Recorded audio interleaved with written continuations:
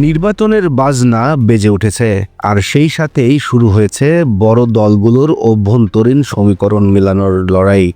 কিন্তু বাংলাদেশের প্রধান বিরোধী দল বিএনপির জন্য এবারের পথটা কি একটু বেশি পিচ্ছিল?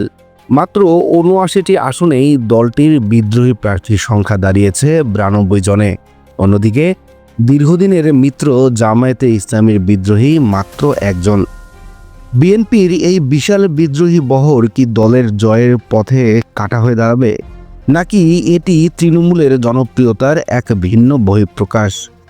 আজকের বিশ্লেষণে আমরা দেখব এই বিদ্রোহের নেপথ্যে কারণ।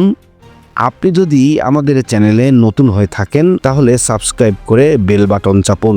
মনোনয়নপত্র যাচাই বাছাইয়ের পর দেখা যাচ্ছে দেশের বড় একটি অংশে বিএনপির অফিসিয়াল প্রার্থীর বিরুদ্ধে দলেরই অন্য নেতারা স্বতন্ত্র হিসেবে দাঁড়িয়ে গেছেন। ৭৯টি আসনে এই বিদ্রোহীদের উপস্থিতি স্পষ্ট। বিশেষ করে অনেক হেভিওয়েট নেতা বা জনপ্রিয় স্থানীয় মুখ যখন মূল দলের টিকিট পাননি, তারা স্বতন্ত্র হিসেবে লড়াই করার সিদ্ধান্ত নিয়েছেন।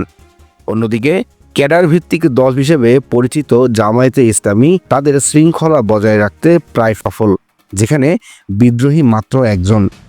এই বৈপরত্যই এখন রাজনীতির আলোচনার মূল কেন্দ্র। এই পরিস্থিতির গভীরে গেলে আমাদের প্রধান বিষয়গুলো সামনে আসে। তৃণমূলের ক্ষোভ ও জনপ্রিয়তা। অনেক ক্ষেত্রেই অভিযোগ উঠেছে যে ত্যাগী নেতাদের বাদ দিয়ে বিতর্কিক কাউকে মনোনয়ন দেওয়া হয়েছে, ফলে স্থানীয়ভাবে জনপ্রিয় নেতারা তাদের অস্তিত্ব টিকিয়ে রাখতে বিদ্রোহী হিসেবে মাঠে নেমেছেন। এটি দলের কেন্দ্রীয় সিদ্ধান্তের সাথে তৃণমূলের এক ধরনের মানসিক দূরত্বের বহিঃপ্রকাশ। ভোট ভাগাভাগির শঙ্কা, এটি বিএনপির জন্য সবচেয়ে বড় চিন্তার কারণ। একই আসনে যখন ধানের শীষের প্রার্থীর পাশাপাশি দলেরই আরেকজন প্রভাবশালী নেতা স্বতন্ত্র হিসেবে লড়বেন, তখন ভোট দুই ভাগে বিভক্ত হয়ে যাবে।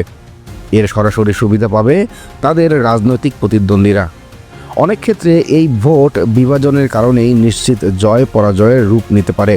বিএনপি বনাম জামায়াত শৃঙ্খলার পার্থক্য। জামায়াতের মাত্র একজন বিদ্রোহী থাকা প্রমাণ করে তাদের সাংগঠনিক চেইন অফ কমান্ড কতটা শক্তিশালী। বিপরীতে বিএনপির ৯২ জন বিদ্রোহী ইঙ্গিত দেয় যে দলের ভেতরে শৃঙ্খলা ফেরানো এবং একক সিদ্ধান্ত চাপিয়ে দেওয়া কেন্দ্রীয় নেতৃত্বের জন্য একটি বড় চ্যালেঞ্জ হয়ে দাঁড়িয়েছে।